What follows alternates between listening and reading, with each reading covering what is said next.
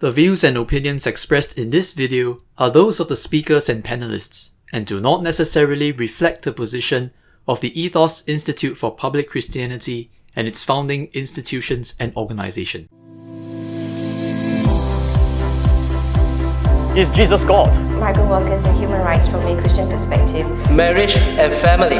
ISIS presents a much bigger threat. How do we integrate the Bible with our scientific understanding? Are you able to actually describe and articulate clearly your own sense of purpose in life?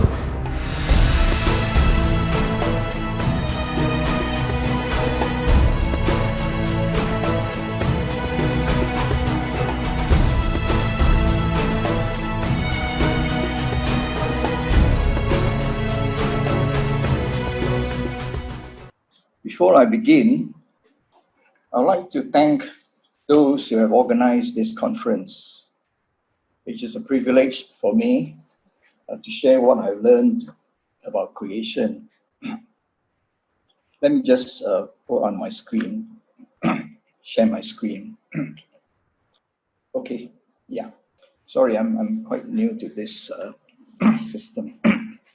Now, creation and worship are sometimes discussed as though they are distinct topics.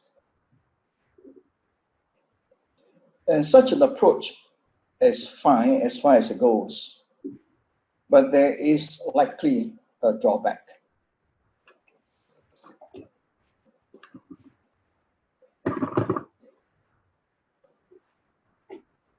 The drawback is that those who treat creation and worship in this manner tend to miss the connection between creation and doxology. For as much as anything, the doctrine of creation is at heart doxological.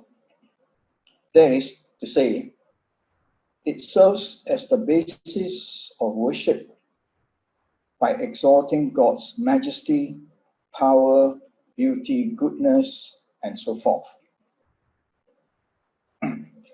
So to speak about creation, as theologian David Ferguson reminds us, is to do much more than make a claim about the origin of the world. It is much more than being concerned about how the world came to be. To speak about creation is to characterize both God and the world in particular ways. So praise of the Creator, affirmations of divine goodness, and adoration of majesty, all this belong within the discourse about creation. Now, in what follows, I will try to avoid the drawback just mentioned by looking at the doctrine of creation in terms of the applications or implications that it has for worship. My view will reflect a twofold conviction that God as the creator is to be worshipped, and B, worship is the ultimate purpose or the theos of creation. Obviously, not all the implications can be covered in this brief presentation.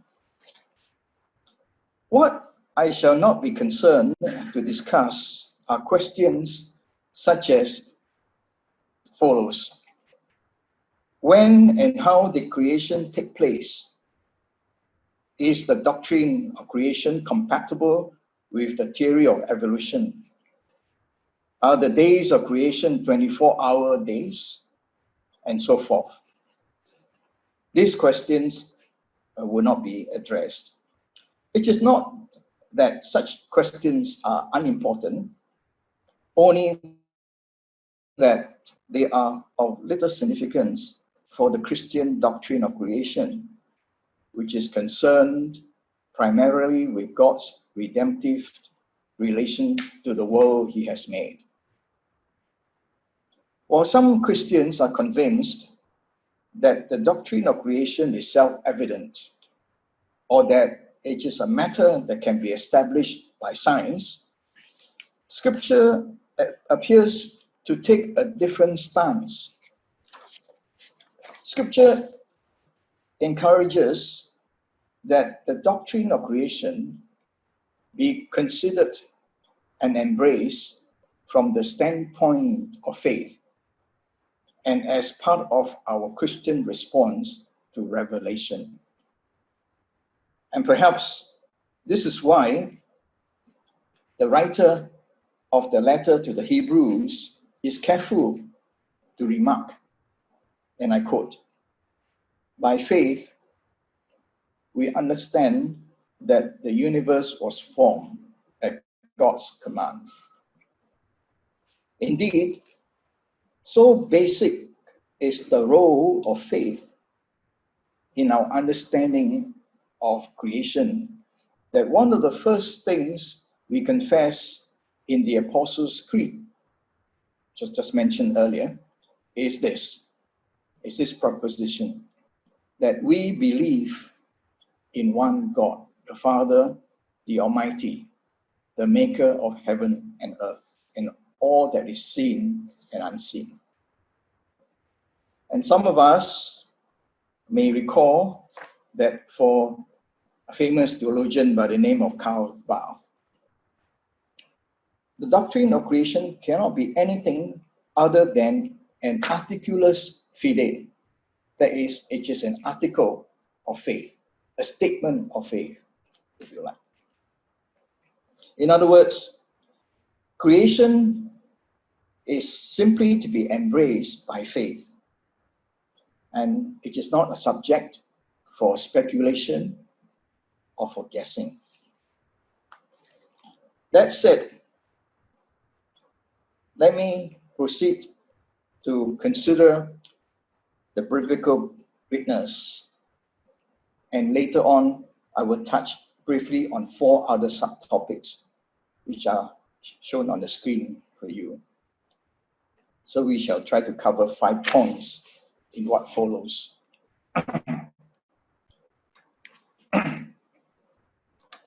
The biblical basis is there are surprisingly or unsurprisingly numerous and widespread references to the creation theme in both the Old and the New Testament, in addition to the first 2 chapters of Genesis. And we thank Isaac, who has run us through the entire corpus. Now, why do I say surprising or unsurprising reaction? Surprisingly, because some people think that the first chapters of Genesis are the oldest parts of the Bible, and that the various books of the Bible have been written in a strictly historical order, with the account in Genesis therefore marking the beginning point of the entire biblical corpus. They are therefore surprised to find that the creation motive is picked up again elsewhere in the Bible. For those who are not surprised, it is because one would naturally expect so important a theme as creation to be repeated and to be revisited throughout Holy Scripture. Be that as it may, we are intrigued by the profusion of biblical references concerning creation. They are too numerous to be listed here. In any case, the earlier lecture had shown us how profuse references about creation is in the Bible. I here produce passages that have been kind of organized by quite a famous systematic theologian by the name of Louis Berkhoff, under five categories. These are passages about God's omnipotence, and you can find verses there, passages referring to his exaltation, passages about God's wisdom, and passages regarding creation from the point of view of God's sovereignty and purposes in creation. And then finally, passages that speak of creation as a fundamental work of God. These are projected in case you are interested in. The Genesis account as the heart of the material concerning creation is often read and has in fact served as a revelation of what happened on each day of creation. That is, it unfolds the chronological sequence of events. Unsurpassed are the majesty and the beauty of his expression and the sweep of his scope. Now, a close and careful analysis of the text has thrown up some interesting features. Let us look at them briefly. Now, it seems that each of the following is repeated 7 times, and I underline the word 7. The announcement, "and God said, let there be," is repeated 7 times. So are the following: the execution formula, "and God made," and then the fulfillment formula, "and it was so," and then finally the approval clause, "and God saw that it was good."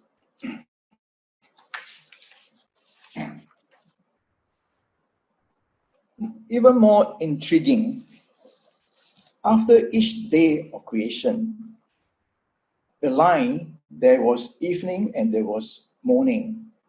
And notice it was the evening first and the morning. This line is repeated like a refrain. So you can see the verses there. So it seems to me that Genesis chapter 1 is like a hymn, like a liturgy. It is more than a blow-by-blow account of the events that occur during creation. So whether or not we think that it was sung or was chanted, it serves to reinforce the significance and the privilege of worship. So quite clearly, the Genesis account of creation is more than a narrative of what happened. It is in fact an invitation, or if you like, a call to worship. So this is the biblical witness pertaining to the doctrine of creation. I move on to the second point: God as creator. Having considered the general witness of the Bible to creation, what is the key idea behind the first sentence in Genesis? The line, "in the beginning God created the heaven and the earth," can be read as a shorthand for saying that God is the creator of the world and of everything, the living and the non-living things in it. That is, of course, obvious enough, as it is for the saying that God is the source of everything that is. What is, however, not obvious is the fact that God is now portrayed here as distinct from the world. He is separate from the world. God is not part of the creation. And so Karl Barth has helpfully pointed out that the expression in the line we have just read, the heaven and the earth, this expression denotes the sum of reality, everything which is distinct from God. And in terms of the creator-creation relationship, God is before the world. He is absolutely distinct. He is an absolutely distinct and individual being in relation to it. Now, this observation is not insignificant because there is still a tendency on the part of the religious to veer towards pantheism.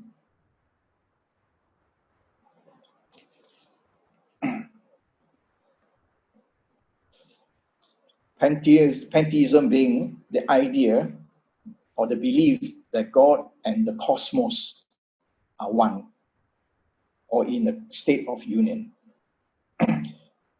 So the implication from this teaching that God is the creator is that only the creator is to be worshipped, not the created order, however much we may cherish it. Nor anything in creation should be worshipped in itself or in addition to God. To be sure, what God has created is neither divine, it is also not demonic. And this is important. Now, even so, the temptation to shift the object of one's worship from the creator to creation is not uncommon. Some Israelites seem to have succumbed to the lure of pantheistic worship. For we find in Deuteronomy chapter 4, verse 19, the following prohibition. And I quote, "When you look up to the sky and see the sun, the moon, and the stars, all the heavenly array, do not be enticed into bowing down to them and worshipping things the Lord your God has apportioned to all the nations under heaven." Pantheism, of course, may not be a temptation for most of us, but a subtle form of it may creep into our hearts. For any good thing, like money, property, possession, career, even family, can take on divine attributes for us so that our relationship to it approximates worship and adoration. So the way forward is not to have done with all the things that God has made, because God has made them good. The way forward is to turn back to the Creator, who is alone worthy of our utmost devotion and worship. We move on to the third point. Creation out of nothing, or in Latin, creatio ex nihilo. From the Apostle Paul, we learn that in the act of creating, God calls into being things that were not. There is things that were not yet in existence. Partly on the basis of this verse, and from Hebrews 11 verse 3, a verse which we cited earlier, the church has developed a concept known as creation out of nothing. To be sure, the scripture references cited in support of creation out of nothing do not explicitly teach that. They do, however, square with the biblical idea of such an understanding of creation. Creation out of nothing may be more fully defined as the belief that the world is not created out of any pre-existent matter or out of the being of God. So whatever and wherever God creates is without any preconditions. There is no external necessity which occasions his creativity, and no inner compulsion which could determine it, nor is there any primordial matter whose potentiality is given to his creative activity and which should set him limits. These words, of course, come from Bookman, who wrote quite extensively on creation. So conceived, this doctrine of creatio ex nihilo is opposed to the Greco view that the world came out of pre-existent matter. And it is also against the view that the world is an emanation from God, like the sun sending forth its ray to the earth and other planets. Those views are not supported by scripture. The creation without from out of nothing formula is also an affirmation that God did not require any help from anything or anyone outside himself in creating the world. It further implies that there is no matter, nothing is eternal like God. So if God creates the world out of such freedom, out of such love, then creation is a demonstration of his boundless power. It is a communication of his love. And therefore, our part as created beings is simply to respond with grateful praise and in reverent worship. We go on to our fourth concern, and this is about the Sabbath, the climax of creation.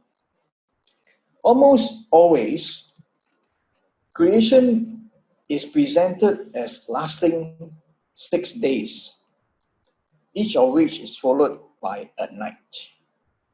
Now, in popular culture and popular belief, the formation of the first humans on the 6th day, being the final day of creation, is celebrated as the high point of creation, as the climax of creation. Now, on this view, the 7th day, as the day that God rested from his work, is somehow relegated to the sidelines.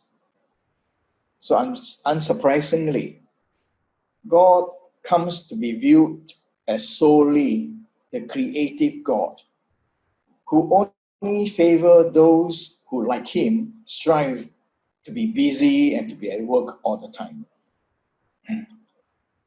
So these remarks serve to point us back to the biblical traditions in which creation and the Sabbath actually belong together. And given the importance of the Sabbath throughout history, Mukman is right to clarify for us, and I present this on the screen for you, that the whole work of creation was performed not for the sake of humankind, but for the sake of the Sabbath. So the Sabbath is actually the real climax of creation. Now, Christians have long debated how the Sabbath should be observed. What can we do and not do on such a day? What constitutes rest? I have found the following suggestion helpful. If God's rest on the seventh day involved him taking up his presence in the temple, which he has ordered and made functional, so that he is now ready to run the cosmos, our Sabbath rest can be seen in a different light. Obviously, God is not asking us to imitate his Sabbath rest by taking over control of the world. But I would suggest, John Walton says, I would suggest that instead, God is asking us to recognize that he is at the controls, not us. So when we rest on the Sabbath, we recognize him as the author of order and as the one who brings rest or stability to our lives and the world. So we take our hands off the controls of our lives, of our circumstances, and acknowledge him as the one who is in control. And most importantly, this calls us to step back from our everyday world and to rest in him. So worship then is a great way by which we can celebrate the blessing of the gift of creation and a meaningful way to commemorate God's holy presence resting on the creation that he has completed. This, I suggest, is the significance of the Sabbath. And then next, finally, the concept of imago Dei, the concept of the image of God. No consideration of the doctrine of creation will be complete without making some reference to the affirmation in Genesis chapter 1, verse 27, that human beings are created in God's image. We note that no other animal or living thing is said to share such a characteristic. So for a long time, the upright posture of human beings was considered to constitute the divine image.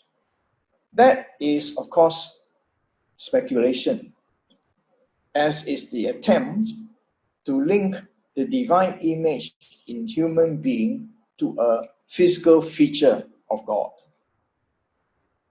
I think it is more profitable to consider the theological implication of the divine image as a way forward. Instead of thinking of divine image in a physical way, let's consider it theologically.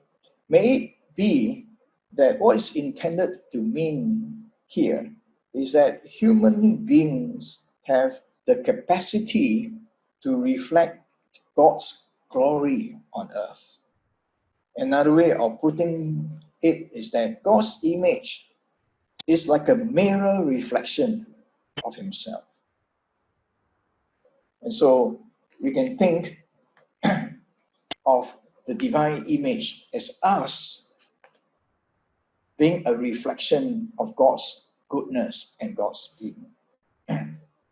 So this concept of the divine image actually speaks more about God than about us. Because this is a God who is concerned about having his glory reflected on earth. And he has chosen us, who are a little lower than the angels, as the psalmist reminds us, to be crowned with glory and honor. He is present in us, but it behoves us to enter into communion with him and to ceaselessly worship him so that we could be truly reflective of him. Now, these remarks may set some of us to worry whether we can truly and consistently reflect God's glory. The good news is that we can turn to Jesus, who is, we are told by St. Paul, who is the image of God par excellence. Hence, Colossians chapter 1, we are told that God, the Son, is the image of the invisible God, the firstborn of all creation. And so, which is why we are to look to Him, the Son, as the author and the finisher of our faith. And looking to Jesus as well as to God and to reflect God is integral to a life of Christian worship. Thank you very much.